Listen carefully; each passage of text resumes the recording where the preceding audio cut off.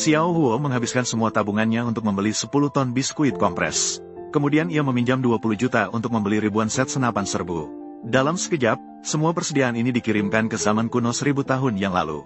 Dan tujuan Xiao Huo melakukan semua ini, ternyata adalah untuk membantu istri permaisuri di zaman kuno mencapai kesuksesan dan kemakmuran.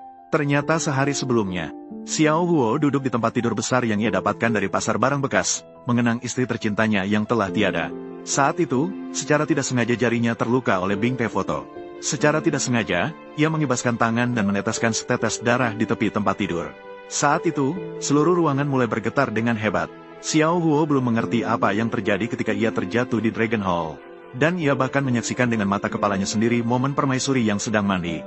Permaisuri mengira ada pembunuh yang menyerbu istana dan siap menarik pedangnya untuk membunuhnya. Dalam situasi hidup dan mati, Xiao Huo cepat-cepat berbohong untuk menipu permaisuri. Ia mengatakan bahwa dirinya adalah dewa yang turun untuk menguji dirinya. Lalu ia mengeluarkan ponsel dan membuka permainan untuk menunjukkan peta kuno. Begitu permaisuri melihatnya, ia terkejut karena situasinya sangat mirip dengan keadaan saat ini. Kitab surgawi kuno dapat menarik semua orang berbakat di seluruh dunia yang menjelajahi jurang. Dan juga dapat mengendalikan air dan api di jurang. Aku juga bisa memanfaatkan kekuatan senjata ilahi dan batu suci dari langit. Membantu Anda menyatukan dunia. Apa? Sekarang Anda menurunkan pedang.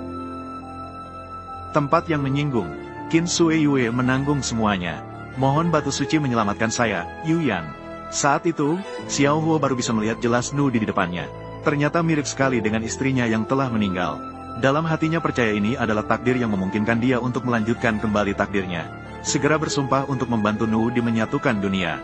Siapa sangka, pada saat itu Jenderal Besar tiba-tiba masuk ke kamar tidur dengan luka parah. Mengatakan ada pencuri yang membawa semua makanan di kota untuk berkhianat. Sekarang kota tidak memiliki makanan sama sekali. Namun, satu masalah belum selesai, masalah lain muncul. Perdana Menteri yang memiliki niat jahat juga datang ke kamar tidur Nudi. Mengatakan bahwa Jenderal Besar terkena racun mematikan, bubuk batu hijau. Sekarang tidak ada seorang pun di seluruh negeri yang bisa mengatasi racun ini.